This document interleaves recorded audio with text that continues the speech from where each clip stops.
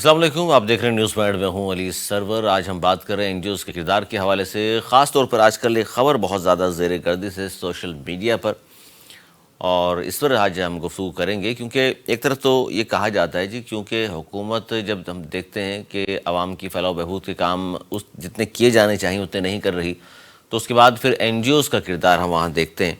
और जो कि हमने कोरोना में भी देखा, सैलाब के हवाले से भी हमने देखा, बहुत सारी एनजीओज़ सामने आई, उन्होंने काम भी किया। फिर कुछ एनजीओज़ ऐसी भी हैं जो दस्तरखान लगाती हैं जी, खाने भी खिलाती हैं, लेकिन इन दस्तरखान पर ज़ाहिर है सफ़ेद पोश तबका कह लीजिए या मसाकीन जिनके बारे में कहा गया है कि इनको ज़रूर आप खाना खिलाइए और अल्लाह ताला इसका अजर देगा, लेकिन ज़ाहिर है कोई सफ़ेद पोश हो या मसाकीन जिसे हम कहते हैं, वो कभी भी कैमरों के सामने आकर के इस तरह सरेआम बैठ कर तो ना वो खैरात ज़कात के हवाले से खाना खाएंगे, ना ही वो ज़कात या खैरात के वज़ जो चीज़ें दी जा रही होती हैं वो कबूल करने को तैयार होते हैं। तो फिर ये कौन लोग हैं?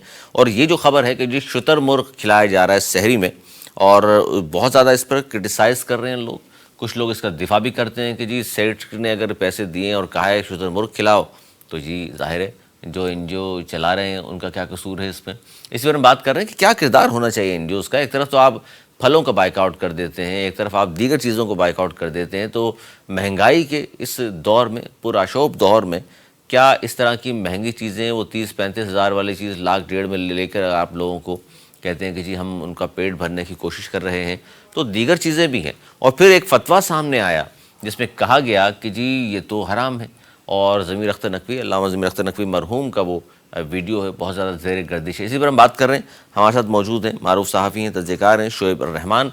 बहुत शुक्रिया शोएब रहमान। क्या कहेंगे ये जो आजकल एक ट्रेंड चल निकला है शुतुरमुर्ग के हवाले से, बाइकआउट के हवाले से, एनजीओज़ के किरदार के हवाले से, और ये बड़ा अहम टॉपिक है क्योंकि बहुत ज़्यादा सोशल मीडिया पर ज़ेर गर्दिश है, बहुत सारे लोग इस पर गुज़िश्ता 3-4 दिन से गुफ्तगू कर रहे हैं। शोएब रहमान हमारे साथ मौजूद हैं, मारूफ सहाफ़ी हैं। शोएब रहमान साहब, क्या कहेंगे? एक तरफ तो हम ये देख रहे हैं कि हम बात करना चाह रहे थे कि जी एक तो एनजीओज़ का किरदार है, एक तरफ हम ये कहते हैं कि जी मछली खिलाने से बेहतर है कि मछली पकड़ने की तरकीब सिखाई जाए ताकि रोज़गार मिले। दूसरी तरफ वो कहते हैं जी भूखों को खाना खिलाना तो वैसे सवाब का काम है। फिर बीच में शुतुरमुर्ग की कहानी आ गई। क्या कहेंगे इस पर आप?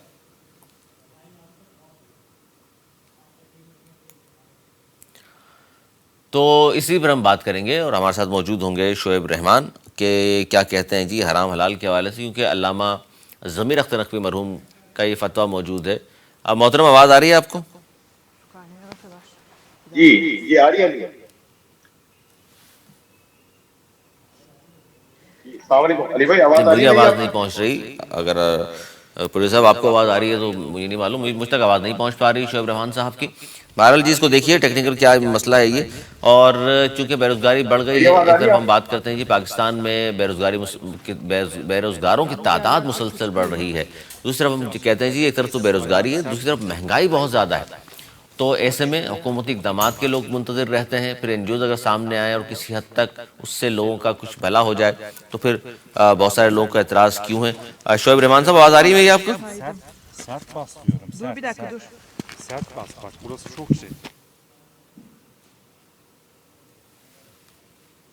अच्छा, शोएब रहमान साहब को मेरी ग़ालिबन आवाज़ नहीं पहुंच पा रही, या उनकी आवाज़ मुझ तक नहीं पहुंच पा रही। तो इसी पर हम बात करेंगे आज के इस प्रोग्राम में। और वैसे भी रमज़ान मुबारक का बाबरकत महीना है, और इसमें हम ज़ाहिर है नेकी कोशिश करते हैं, नेकियों की तादाद बढ़ाई जाए, कुछ ज़िक्र अज़कार इस तरह के किए जाएँ जिससे मज़ीद ज़ाहिर 11 महीने इंतज़ार किया जाता है रमज़ान मुबारक का। हुज़ूर अकरम सल्लल्लाहु अलैहि वसल्लम तो ज़ाहिर माह शबान से ही रमज़ान की तैयारी शुरू कर देते थे। ये वो महीना है जहाँ एक ताजर, जिस तरह एक मिसाल लोग दिया करते हैं कि जी ताजर बिरादरी जिस तरह सीज़न का इंतज़ार कर रही होती है कि हमें बहुत ज़्यादा मुनाफा हासिल होगा, तो मुसलमान इंतज़ार किया करते हैं रमज़ान मुबारक के इस महीने का कि ज़्यादा से ज़्यादा हम नेकियां इस माह मुक़द्दस में समेटेंगे। और यही होता भी है, हर शख्स की कोशिश होती है, हर मुसलमान की कोशिश होती है किसी तरह जो है माह मुक़द्दस को अगर उसको मिल जाए और ये सादत हासिल हो जाए माह रमज़ान की उसको, तो वो ज़ाहिर है इसकी जो रहमतें हैं, इसकी बरकतें हैं, इसकी फ़जीलतें हैं, उसको किस तरह से वो समेट सकता है। और ऐसे में बहुत सारे दस्तरखान हैं, बहुत सारे एनजीओज़ हैं जो एहतमाम करती हैं सहरी का, अफ्तारी का, ताकि लोग आएँ वहाँ पर। शोएब रहमान साहब, अब आवाज़ पहुँच रही है आप तक? जी अस्सलाम वालेकुम अली भाई।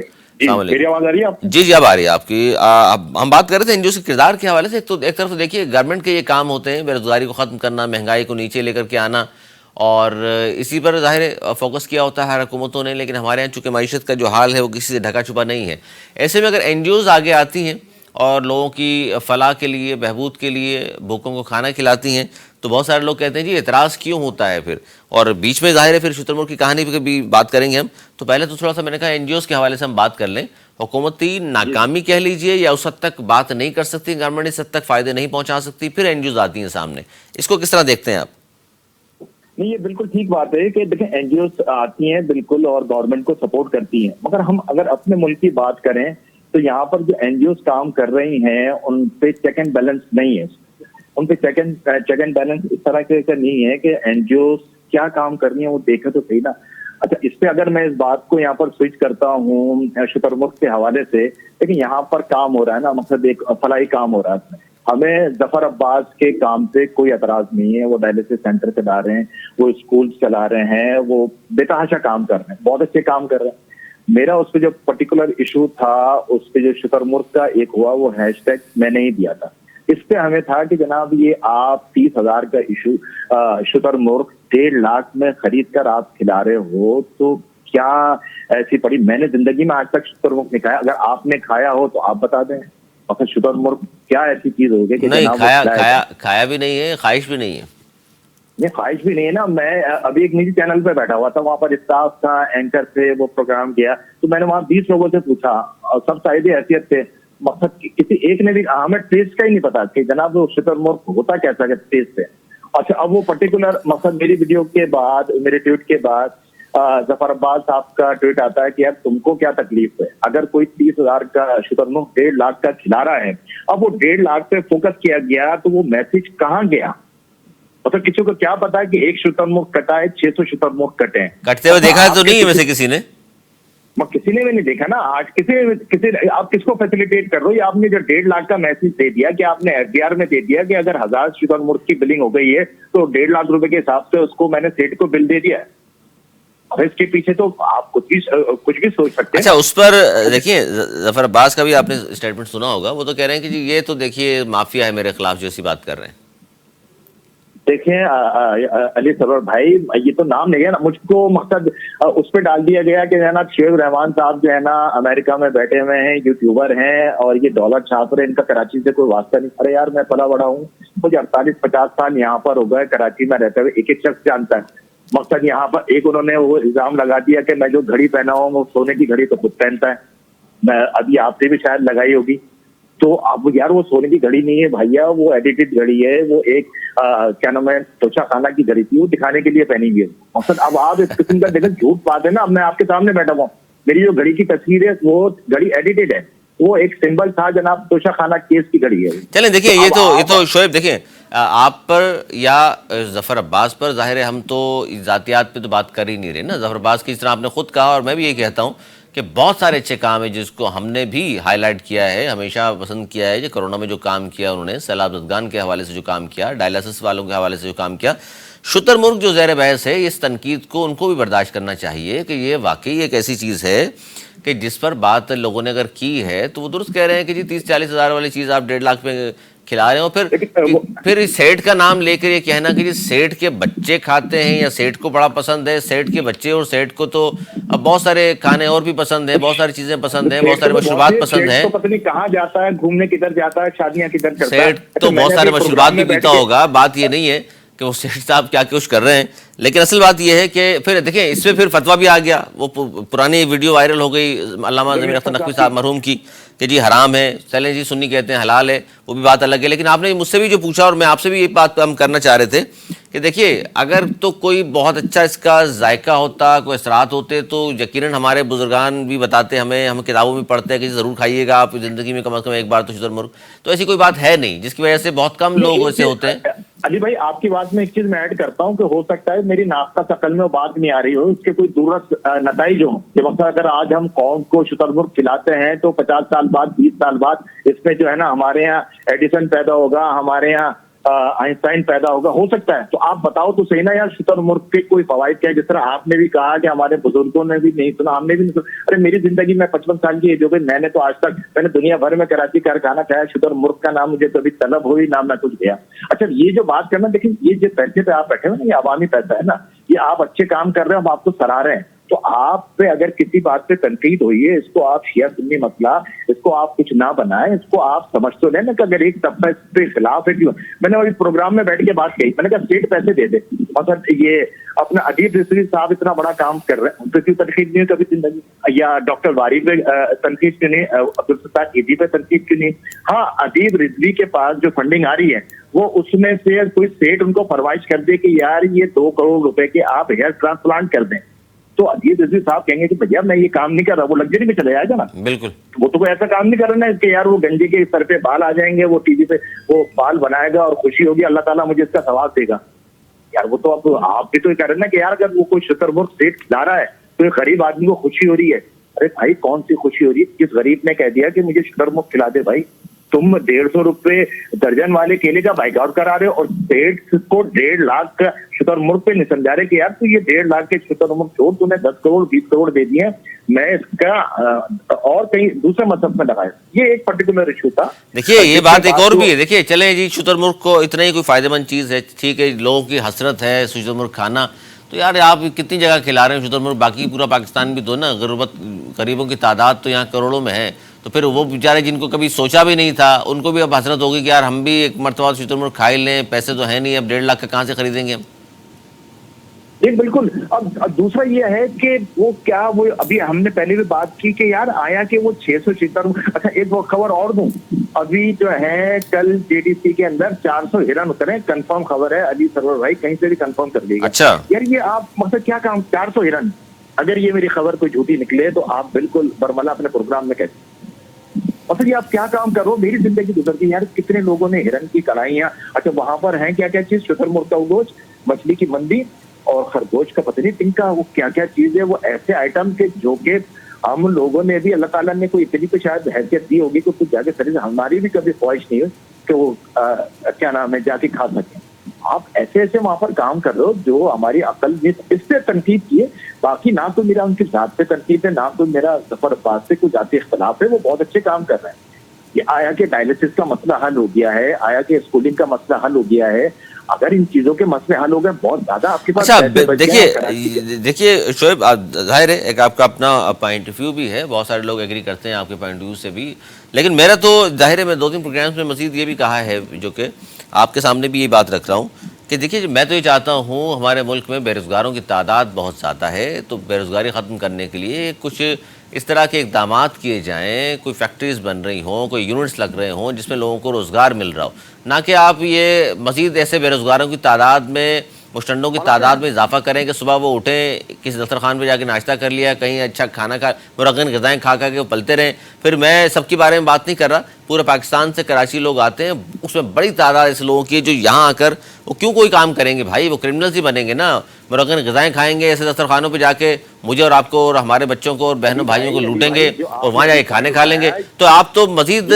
जराइम में इजाफा हो रहा है इससे, हेरोइनची, चरसी, मवाली ये ला के वहाँ खाने खा रहे होते हैं। कोई सफ़ेद पोश या मस्कीन जिसे हम कहते हैं, जिसके बारे में कहा गया है कि अफजल है उनको देना या उनको खाना खिलाना, वो यार कैमरों के सामने आके थोड़ी किसी से वेलफेयर वाला खाना खाएंगे बैठ करके, वहाँ तस्वीरें खिंचवाएंगे। वो तो बेचारा अपनी इज्जत नफ्स की वजह से घर से निकलेगा ही नहीं।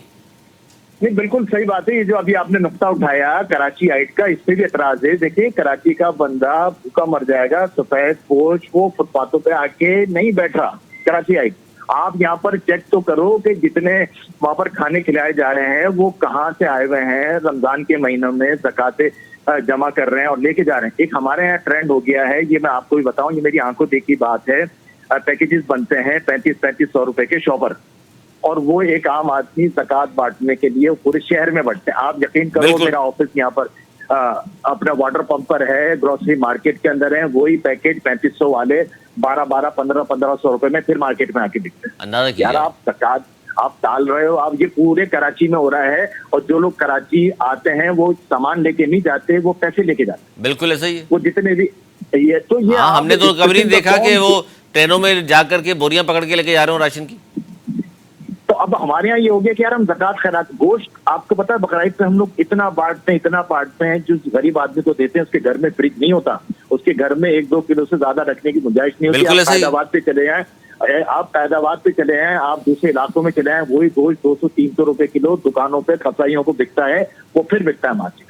तो यार अब आपने ज़कात के नाम पर आप देखो तो सही, मैंने वहां प्रोग्राम में बैठ के बोला कि यार सबसे बेहतर तरीका है आप किसी एनजीओ को ना दो, आप किसी को कुछ ना दो, जो ज़कात दे रहा है वो यार अपने दोस्त अहबाब में, अपने रिश्तेदारों में, अपने मोहल्ले में देख लें, किसी खुद अपने हाथ से खर्च करें, बिल्कुल अच्छी बात, अपने हाथ से दे दे यार। आप 2 आदमी को दो, आप 4 आदमी को दो, आप अपने हाथ से, या अगर आप कोई बिजनेस कर रहे हो, आपके साथ जो 10-12 लोग वाबस्ता है जिनको आप तनख्वाहें देते हो यार, उनको एडिशनल दे दो, जो आपके साथ पूरे साल लगे हुए हैं, वो भी ज़कात खैरात है, आप उनकी टेक केयर कर लो, आप किसी को उस मद में ना दो। आप ये एक इख्तलाफ था जो कि बताया गया, और यही शुतरमुख वाली बात थी। ये हम समझते हैं कि ये लग्जरी में था, बाकी हमसे कोई उससे जाती इख्तलाफ नहीं है, कोई ये शिया सुन्नी का मसला नहीं है। इसको इसी नजर से लिया जाए और इसको देखा जाए कि अगर एक तबका आपको पसंद, आपकी चीजों को सराहता है, और एक तबका आपकी किसी अमल को उससे तनकीद कर रहा है, तो देखो उसने मुझे ब्लॉक कर दिया, ये कहानी वहां से शुरू हुई।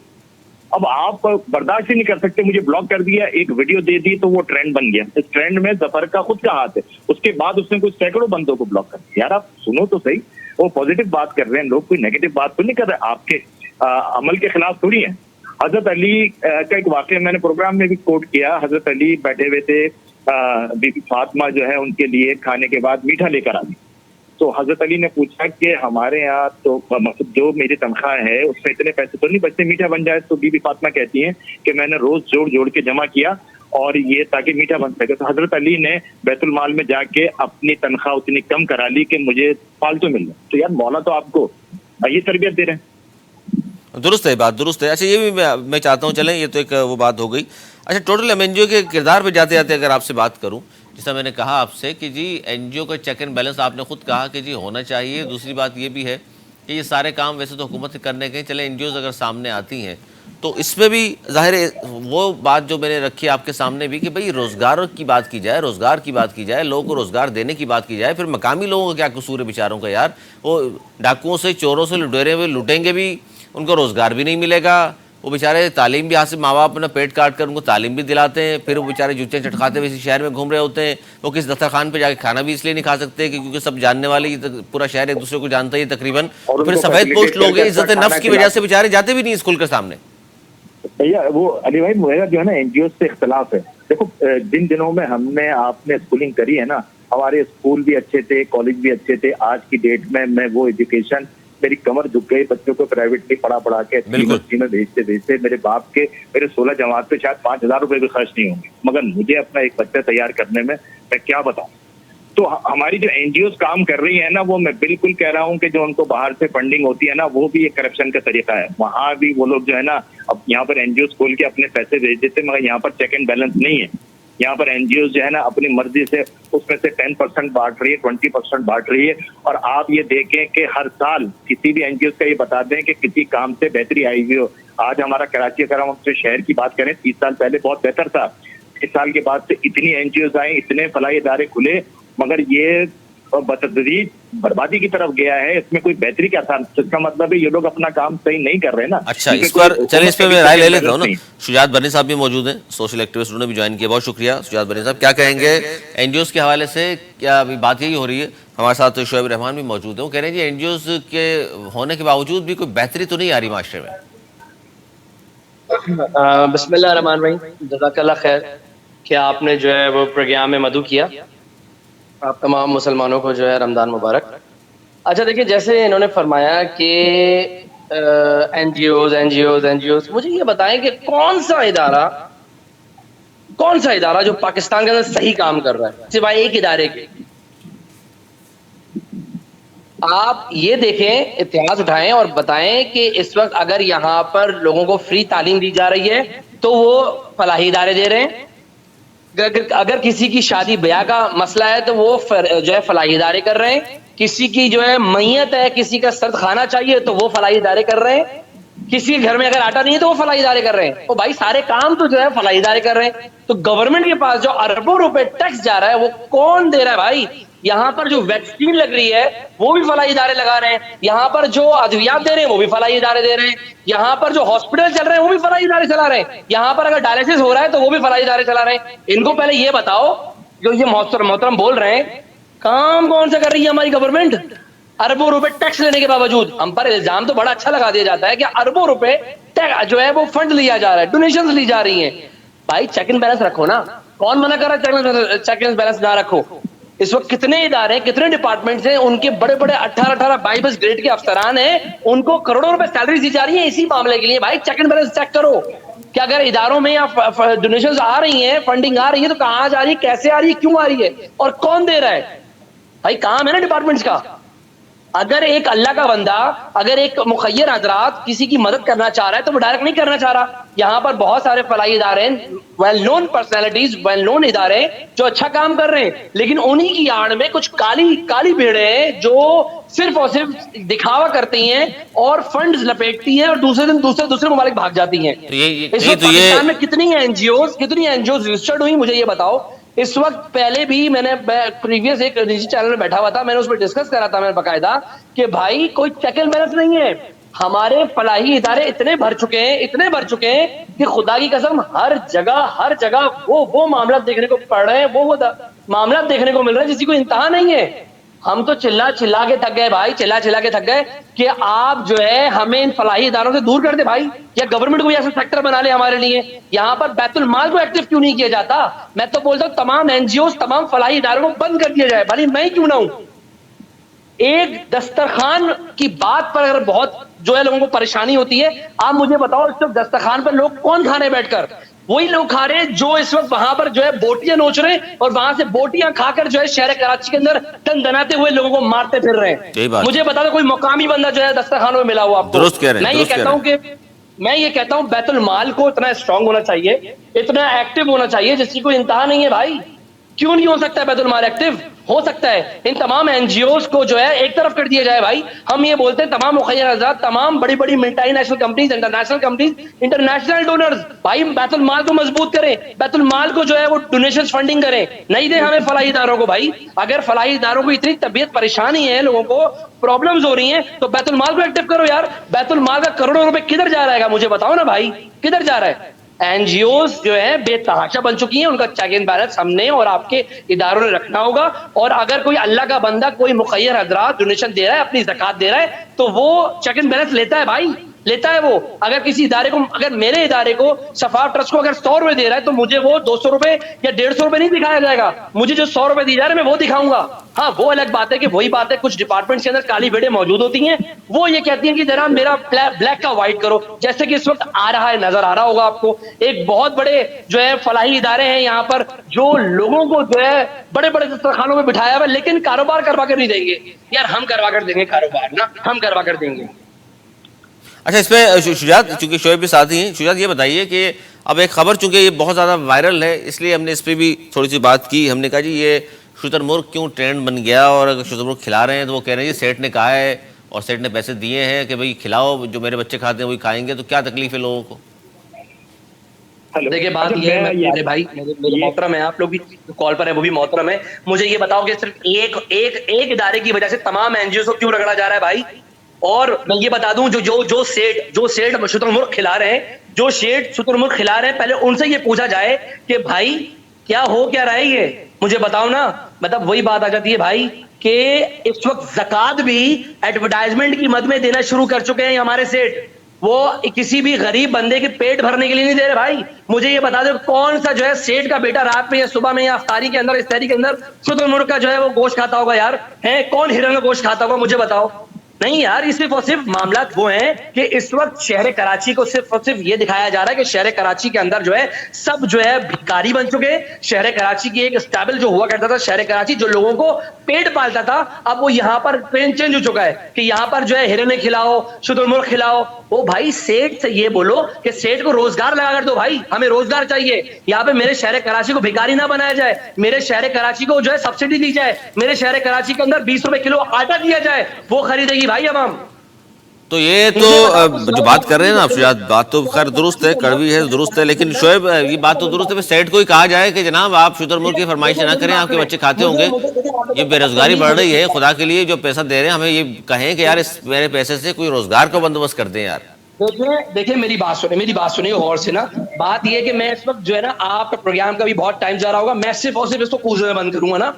मैं दो इस वक्त बात कर रहा हूँ, दो चैप्टर्स की ना।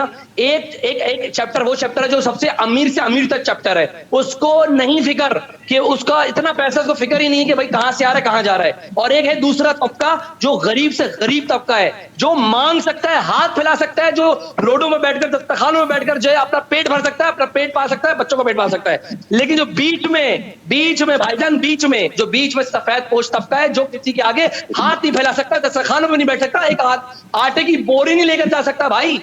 वो सफेद पोश तबका मर रहा है, मेरा नौजवान तबका मर रहा है, मेरे बच्चे भूख से मर रहे हैं, लेकिन वो किसी के घर के दरवाजा खटखटाकर जो है ये नहीं बोलेगा कि मुझे खजूर दे दो, मुझे रोजा खोलना है।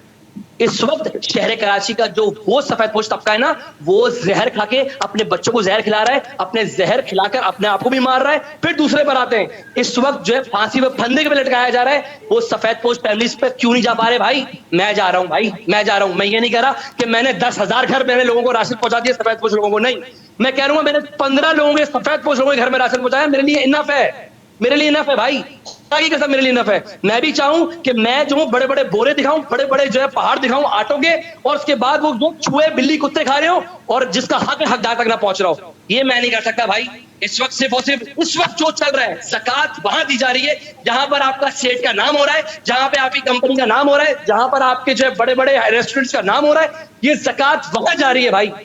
खत्म बात। मैं ये नहीं कह रहा कि जनाब मुझे नहीं, मैं ये कह रहा हूं कि भाई इस वक्त हक हकदार तक नहीं पहुंच पा रहा है। इस वक्त गदागर भी इतने बढ़ चुके हैं कि गैर कानूनी तौर पे मुस्लिम जो लोग हैं यहाँ पर आते हैं, बात करोड़ों रुपए अरबों रुपए जो है भीख मांगते हैं, दूसरे शहरों में चले जाते हैं। हकदार हक तक नहीं पहुंच पा रहा भाई। सफेद पोश मर रहा है, जहर खा रहा है, फांसी के फंदे पर लटक रहा है या कहीं डूब रहा है, लेकिन वो पनप नहीं पा रहा है, पनप नहीं पा रहा। बात दुरुस्त। शोएब क्या कहेंगे? मैं देखें जो आपके ऊपर मेरे भाई ने जो बात की है, देखें हम जो भी मुस्तकिल बात कर रहे हैं, हम किसी सबको जो है इल्जाम नहीं दे रहे, बहुत से लोग बहुत अच्छा काम कर रहे हैं, मगर यहाँ पर इनकी शिकायत के अंदर ही मेरा वो सवाल है कि देखें जो रियासतें नाकाम हो जाती है ना, उन्हीं रियासतों में बैरिया टाउन जैसी स्कीमें लॉन्च की जाती हैं, उन्हीं रियासतों में आप देखेंगे ये एनजीओस काम करेंगी। ये करप्शन का दूसरा तरीका है। मैं इस भाई पे कोई अटैक नहीं कर रहा, मगर मैं एक ओवरऑल बात कर रहा हूँ कि जो इस किस्म की फंडिंग होती है, आप बैरिया टाउन क्या समझते हैं? किसी मुल्क के अंदर, किसी दुनिया में आपने देखा है बैरिया टाउन जैसा कराची के अंदर एक उससे बड़े रकबे पे या उसके तकरीबन जितने रकबे पे बैठा आप शहर आबाद कर दें और एक प्राइवेट मल्कियत हो, तो इसको तो पीछे रियासत के लोगों में से या कुछ इदारों की सपोर्ट शामिल है ना। ये करप्शन का एक तरीका है। आप वहां से बताएं और आपके पैसे आ रहे होंगे। इसी तरह एनजीओ के जो काम रियासत के करने के होते हैं, जो काम हुकूमत के करने के होते हैं, वो काम उन्होंने इनके जरिए करा रहे हैं। हमारा कराची, हम अपने से शहर की अगर बात करते हैं, जब हम छोटे थे, ये जो बात आप कर रहे हैं कि जी जो काम रियासत करने के वो रियासत एनजीओ से करा रही है, वो एनजीओ और क्या मकसद देखे ना, ये जो इन्होंने मिलके चल रहे हैं, ये कहना चाह रहे हैं आप हुकूमत और एनजीओ मिलके काम कर रही है? ये हुकूमत मिलकर काम, मगर इनको देखें, मैं अली में वही बात कर रहा हूँ कि जब से यहाँ पर एनजीओ की तादाद बढ़ रही है, जब से यहाँ पर ये फंडिंग आ रही है, क्या हमारे शहर के मसाइल खत्म हुए हैं? या हर साल ये लोग कहते हैं ना कि पिछले साल तो मैंने 10,000 आदमियों को ज़कात दी, आज 20,000 को दे दी। अरे यार उसका कोई फायदा हो रहा है शहर के अंदर? आप बोलोगे अगले साल मैंने 30,000 को दे दी, तो क्या पूरा मुल्क में ज़कात देने पे जा रहा है क्या? मतलब आप कोई भी तो एक आदमी बताया ना, एक अमल जो शुरू होता है अच्छा अमल, उसके 10 साल बाद असरात आना शुरू हो जाते हैं कि नहीं यार 10 साल पहले हम यहाँ खड़े थे, ये एनजीओ आए, ये फलाना काम हुए, बेहतरी हो गई। हमें तो कोई बेहतरी नजर नहीं आ रही। मैं बात कर रहा था, मेरी बात रह गई। 85 के अंदर हम सरकारी स्कूल में जाते थे, कराची के अंदर सरकारी कॉलेजेस थे, वो सब बेड़ा गर्क हो गया उनका। यहाँ पर प्राइवेट माफिया आ गई। तो ये किसका किया जा रहा है? रियासतों का और हुकूमतों को किया जा रहा है। अगर सिंध को हम बात करें, सिंध गवर्नमेंट की, तो हमारे स्कूल तो, मैंने तो जिंदगी में कभी प्राइवेट स्कूल नहीं गया, प्राइवेट कॉलेज नहीं गया। मुझे अपने बच्चे को अच्छी तालीम देने के लिए प्राइवेट कॉलेज भेजना पड़ा, प्राइवेट स्कूल में भेजा, मेरी कमर झुक गई। तो ये जो आपने बात की, इसके अंदर आप तहकीकात कराएं, इसके अंदर कुछ ना किसी की शमूलियत तो है। आप बैरिया टाउन जैसी स्कीम, इतनी बड़ी स्कीम कैसे चल सकती है यार? ये तो फिर एक अलग टॉपिक हो जाएगा, इस पर भी करता हूँ। शुजात क्या कहेंगे, लास्ट वर्ड आपके? सर मैं ये कहूंगा कि मेरे शहर कराची की खुददार कौम, माँ बहनों को, मेरे भाइयों को ऑटो की लाइनों पे ना लगाया जाए। मेरे कराची की आवाम को, मेरे मासूम बच्चों को फुटपाथों पर बिठा के खाना ना खिलाया जाए। मेरे कराची को अगर कुछ करना चाहते हो मेरे कराची की आवाम के लिए, तो जैसे मैंने मिनी इंडस्ट्रीज का जो इनेकाद कर दिया है, उन लोगों से भी कहूंगा कि कराची के अंदर मिनी इंडस्ट्रीज, कारोबार, रोजगार देना शुरू किया जाए। मेरे शहर कराची को सब्सिडी चाहिए। मेरा शहर कराची का जो तबका है वो अपने कपड़े बेचकर भी 20 रुपए किलो आटा खरीदेगा और खुशी से खरीदेगा। ये बता दूं आपको मैं, मेरे कराची की आवाम को भिखारी ना बनाया जाए। मेरा कराची भिखारी नहीं है, खुदा की कसम, मेरा कराची वो कराची है जो पूरे पाकिस्तान की रीढ़ की हड्डी को चला रहा है। मेरे कराची को भिखारी ना बनाया जाए, बस और कुछ नहीं। बहुत शुक्रिया शुजात बरनी आपका। एक मिनट में ऐड करूंगा, यदि टाइम है। जी, आखिरी मिनट है मेरे पास। देखो, आखिर के 1 मिनट में ऐड कर देता हूँ। मेरा आज भी मानना है, कराची से जो ज़कात बट रही है, कराची से जो खैरात बट रही है, उसमें कराची के लोग आज भी इतने खुशहाल हैं। उनको जरूरत नहीं पड़ी कराची का नाम लेके। ये पूरे इंटीरियर से, पूरे पंजाब से, पूरे जो बलूचिस्तान से लोग आते हैं वो लेके जा रहे हैं। कराची के लोग अभी वो अल्लाह का शुक्र है कि इस हाल पे नहीं पहुंचे। मैंने कराची आइट को लंबे लंबे लंगर खानों पे खाना खाते हुए नहीं देखा। मैंने कराची आइट को शुतुरमुर्ग खाते हुए नहीं देखा। ये मैं लिख के दे रहा हूँ, आप लोग जाइए सर्वे करा लें। अगर वहां पर 1000 बंदे खा रहे हैं, आपको गिनती के भी कराची आइट नहीं मिलते। ये मेरा बहुत शुक्रिया। ये नाम बदनाम हो रहा कराची आइट। ठीक है शोएब, बहुत शुक्रिया आपका। शुजात बरनी आपका बहुत शुक्रिया। नाज़रीन, गुफ्तगू आपने सुनी, बड़ा अहम सोशल मीडिया पे बहुत ज़्यादा क्रिटिसाइज इस टॉपिक पर हो रहा था।